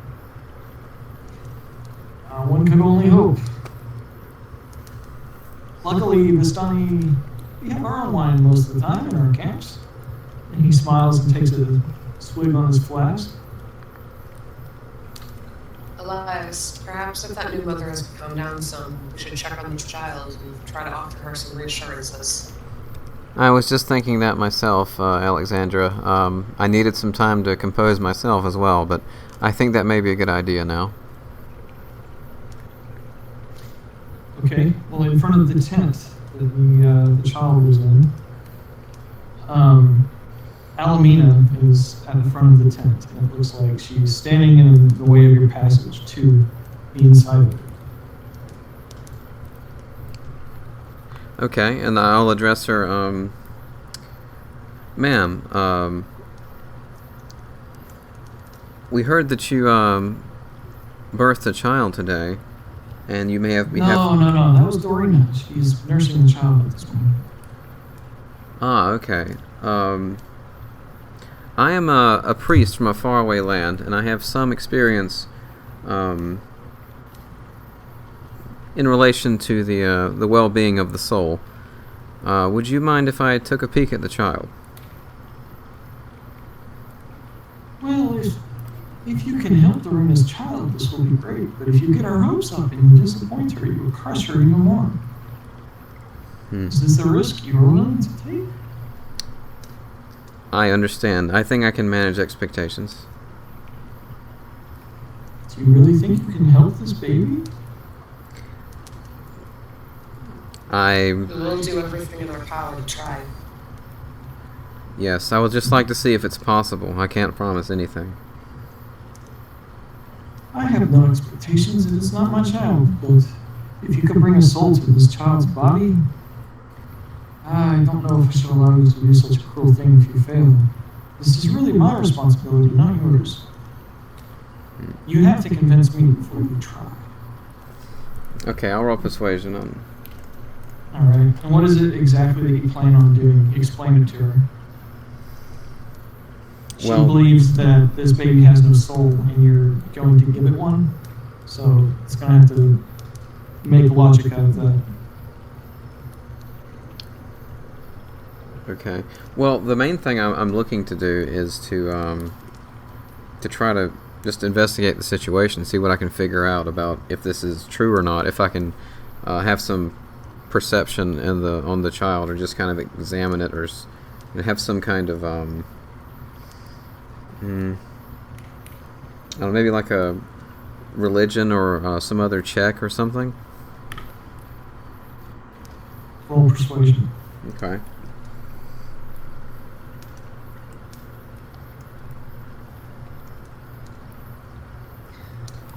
So you wish to test to see if the baby has a soul, or you wish to give the baby a soul? What are you proposing? I do not believe I can give anyone a soul, ma'am, but I would like to see this child, as I have never heard of such a thing happening, and I believe that I may, at very least, petition my God to deliver this child out of whatever ailment it may have. Your customs and beliefs are no less important than ours, but in our land, we have a very different set. Perhaps we could just examine the child and see if perhaps we could come to some sort of correlation. Indeed. She says, hold on 1 minute. And she walks off. She doesn't look like she's in a hurry. But she's left the tent unguarded. Do we go in? Do we wait for her? I think, She just had to hold on, but, I mean, she left. we'll wait a solid minute. Does anything happen, Mike? A solid minute. What's the difference between a solid minute and a minute? An actual minute. A literal minute. All right, a literal minute passes, and she's still not back. Okay, so me and I'll wait by the door if you want to go inside and greet the mother. Okay, well, I'll step in. Okay. Inside, you see Dorina. She looks like she's been crying. But she's not crying right now, and she's nursing the baby at her breast. The baby is suckling on the breast, but other than that, it looks like even with that, it looks like a normal baby. And she looks up at you, surprised to see the visitor.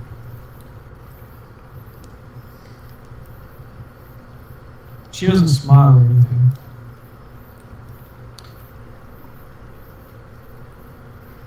Right. So I introduced myself. Ma'am, my name is Elias Asher.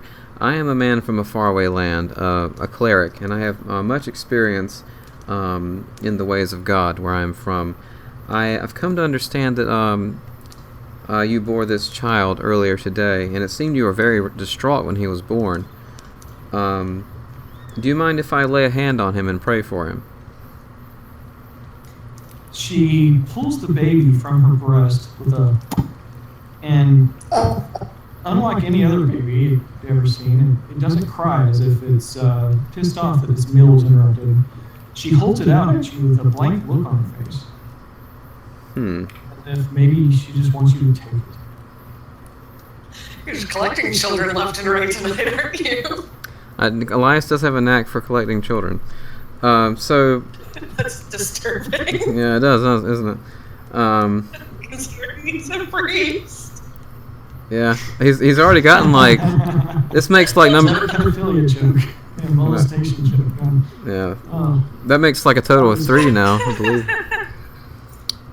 But, yeah, so Elias, takes the child in his arms and, kind of looks into his eyes for a moment to see if he can perceive anything physically being off with the child. Well, babies this young, they don't track very well with their eyes, so it'd be hard to even tell if this kid was blind or not. Right.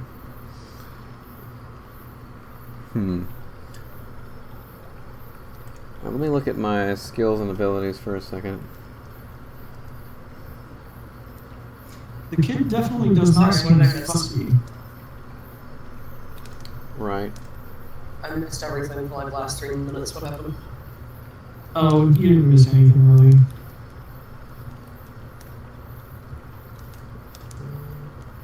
Elias is checking his character sheet for any applicable skills here that may apply to babies with or without souls.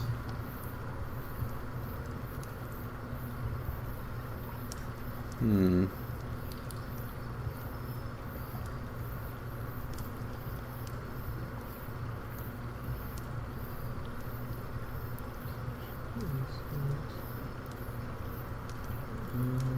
Experiments.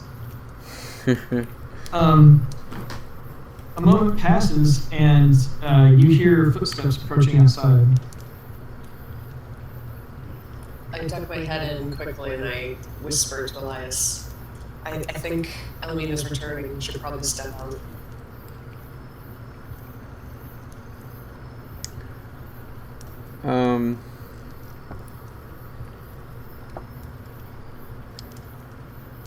Let me think. I will step out with the baby. Okay. Baby in arm, you exit the tent to see that Alamina is bringing a boy that looks about maybe anywhere from 10 to 13 years old, prepubescent boy. And You're not sure you that was home too. she looks, she has a look of concern on her face that you're holding the baby. She says, I told you to wait a minute. Why did you disturb her? Well, we did wait a minute, ma'am, and you did not return, so we did take it upon ourselves to enter the tent because I figured I could offer some help to this woman. I did not know what your decision would be, or if you had just left us. She turns to the boy that she brought and says, Manfred, you may leave. And emotionless, the boy just walks away, just kind of wanders off on his own.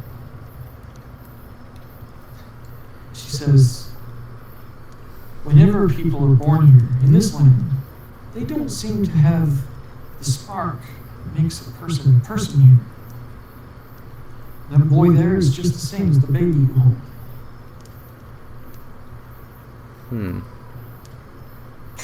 Wow.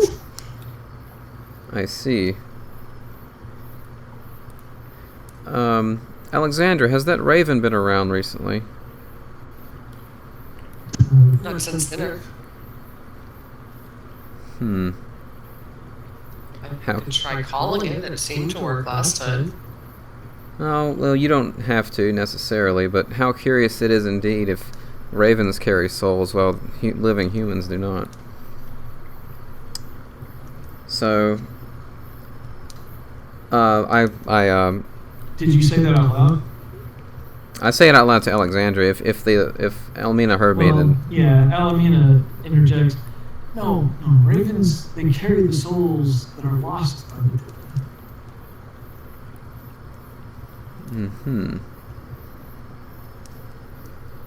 They don't become the souls of the raven.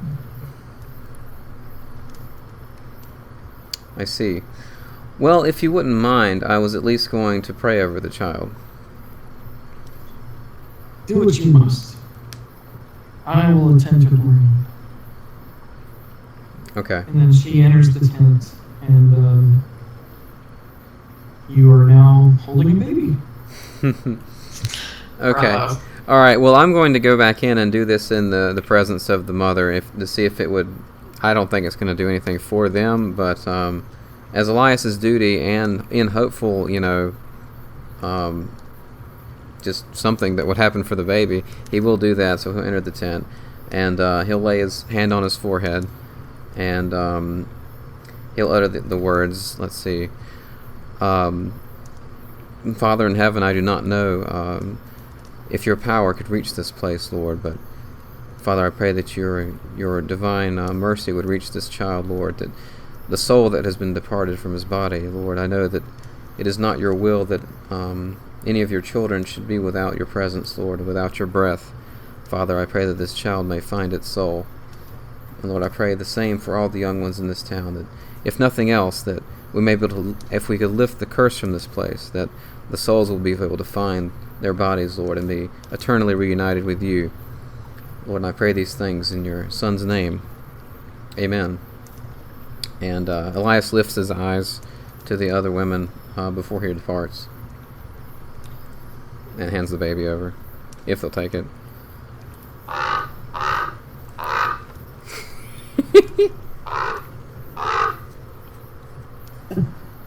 suppose I'll hold my arm out. No, you just hear somewhere outside the tent, in the trees, some raven lowly caw. But Dorina holds her arms out and takes the baby back, puts it to her breast. A tear rolls down her cheek. Elias says, I will continue to remember your child and the other children of this camp in my prayers, and I thank you that you allowed me to do such.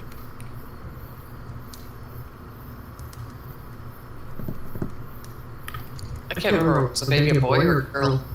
It's a baby boy.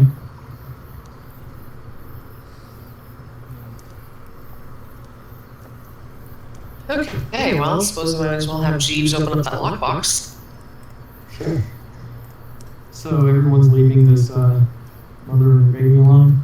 I think Yeah, I mother. was by myself in the tent, I'm pretty sure. Oh, I was just standing outside the tent.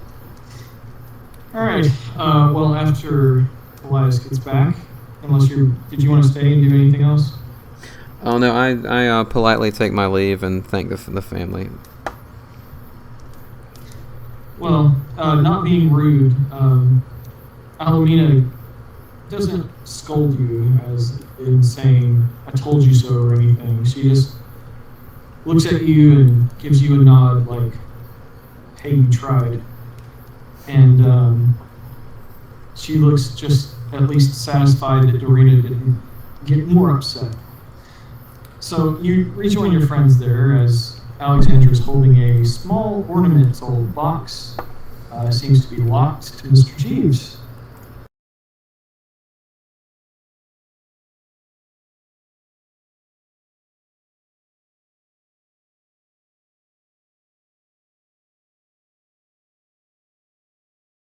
If traps too, or I'm guessing carried around this long, it's nice taking off.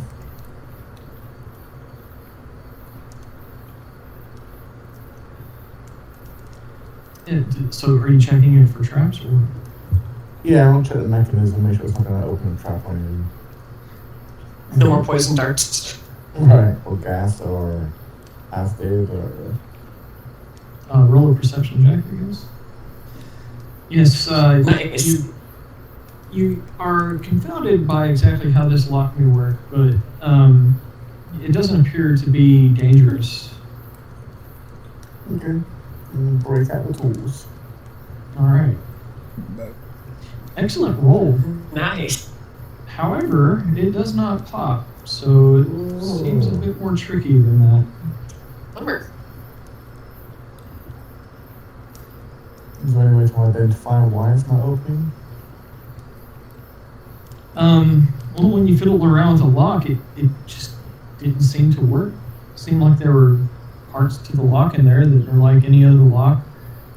But messing with the tumblers to get it to open didn't seem to key it in the right way to pop the lock. You feel like you've done a very thorough and good job for any lock, and that all the tumblers were in the right place, but it just didn't open. I'm not sure why. Well, if the lock is undone, can I try just opening the lid? Yeah, and it does not open. Are there any other catches or slides or anything that moves? No, not that you can see. I'm going to take it to Madam Eva. Elias checks it for magic. There appears to be no magic. Okay. Oh. Before I take it to Madam Eva, I'm going to find Strichello and see if he's familiar with this type of box. Okay. Well, Strichello says, hey, what do you got? Oh, let me see this. Yeah, and Bismarck's manner. If you've seen it or curious. I don't know. It looks like it would make a good gift for maybe a wife or something.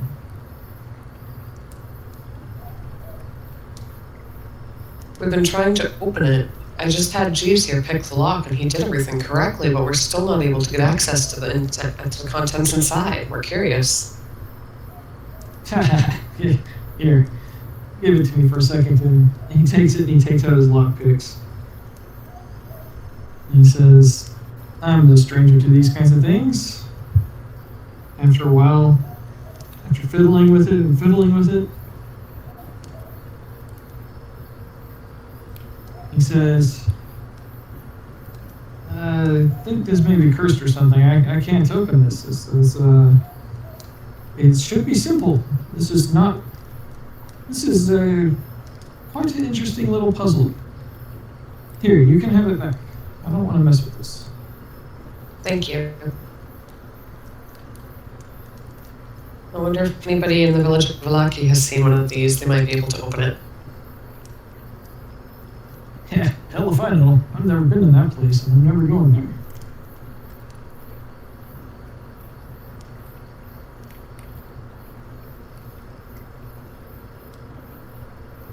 Do you think Madam Eva might be familiar with it? No, I don't think that would be something that a fortune teller might know. She is very powerful, but I do not think that opening that will be any more successful than what I can do for you. Her talents lie in divining the future. Although I have seen her cast some pretty impressive spells.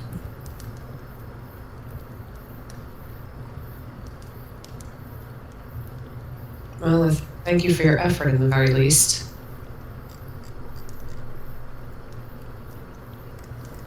I guess we could try to break the open. But it's pretty. Okay, fine. Here, put it on the ground, hit it with a rock, hit it with a brick. Do we have any bricks? There's no bricks nearby, but there's some pretty big stones in the river.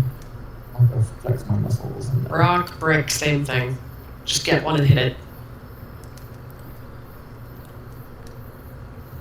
Oh man. Okay, well, smash. You've destroyed the small locked box. I didn't want to destroy it, I just wanted to puzzle it. This is a tiny little box. Explain to me exactly what you're doing here. I thought it was a good size one. It was like No, this could fit in the palm of your hand easily. Okay, fine, let's not smash it with a rock then. Let's see if we can pry the lid open. Stick a dagger in it and twist. Exactly. You feel that if you do, it's going to break the hinges. It just can be replaced. Well, the box itself was worth quite a amount of money, wasn't it? I mentioned no value. But you said it was made of some kind of precious material, right? No, it just looks very ornamental. Oh, okay. It's pretty simple. It just looks very ornate. Impossible to open. Does it have anything to do with a rat dagger that I picked up in the death house? Who are you asking? Me? You? I don't exist. I'm the dungeon master. Okay, I will take the rat dagger out and compare the markings on the rat dagger to the box. There appears to be no similarities between the vicious dagger and the ornate box. Okay, I'll put the rat dagger away. Elias sees Jeeves and Alexandra having a good time with the lockbox, and he approaches and suggests, maybe this is a type of a toy of amusement, and this thing is meant to just be a mechanism for, just a puzzle, a toy. All puzzles are meant to be solved. I want to know what's inside this thing. Maybe nothing more than a confounding time. Well, if it's empty, then I will put Dory's fangs inside and keep them safe. You think that if you used a dagger or something to pry open the lid, it would bust the hinges and stuff and would have to be repaired before it could be used to store anything. Hinges can be replaced. Did you want to bust it? Yep. Elias suggests that he has a cantrip of mending, which could fix the hinges anyway.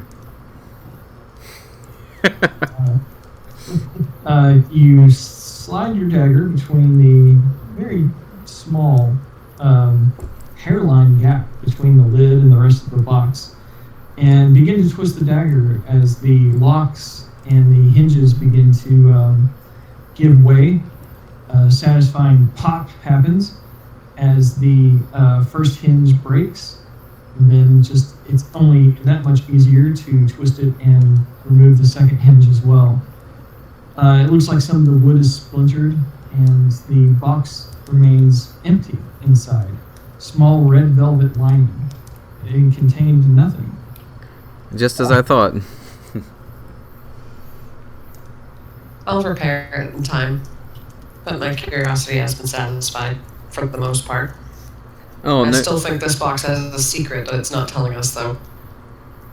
Oh, no need. I can repair it now for you. Go ahead. Okay. Just mark that off your list. All right. What spell is this? Mending? Yeah. That's what I figured. Alright. And, I suppose it is all repaired there. Let's see. Repairs a single break or tear in an object you touch. I'll allow it to repair the entire thing. So, It's the tiny. hinges in the wood, they all mend back together. It looks as good as new. Hooray. Does the, Thank you, Elias. Does the lock stay open? No, the lock was never open. The lock remained locked. It's just the hinges busted off. Enough for you to see inside that it was empty. So could Jeeves examine it to learn more about the mechanism then? While it was open, but it's broken now. I mean, it's broken and remended at this point.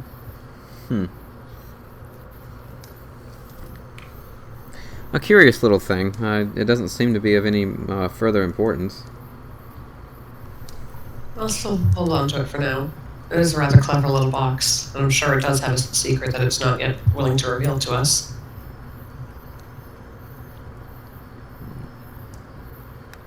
Well, the sounds of the Bastani partying has died off, and many people are now returning to their areas of rest in their tents and wagons.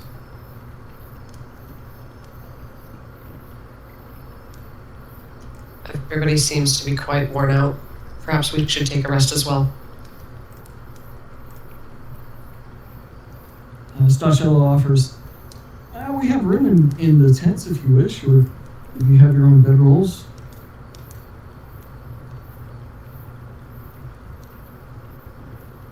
Perhaps it would be better if we stayed outside and kept watch. There's no need to keep watch here tonight.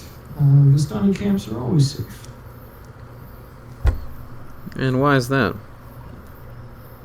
I suppose it's the oath that I spoke to you of earlier. So you have safe passage to and from, and also the creatures of darkness do not attack you. That's correct. That's why it was very wise for you to hire us to take you here. I see.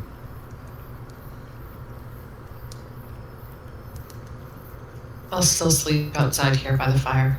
Someone needs to keep tending it. Very well.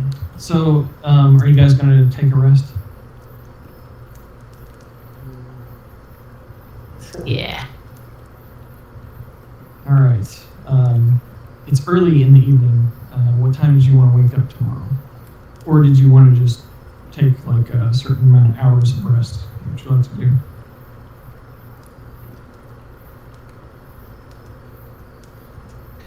I don't know. Shall we be back on the road right around sunrise? That sounds fair. good. All right. I will apply a long rest then. Okay. Everyone feels well rested, and as Alexandra is drifting off to sleep, you begin to hear a lovely melody being hummed from the box that you were trying to open. But this is just on the edge of consciousness and going to sleep. And that's where we'll end our episode. I'm curious. More curious then. Well, I'm sorry that Logan missed out on the entire adventure tonight, but Yeah. I'll look forward to seeing him next week. And to the rest of you, of course. Maybe we can squeeze in a Sunday episode. I don't know what my plans are this weekend, but it's possible. I'm free. Hopefully by then my computer works on Xbox. Alright, let me stop the recording then.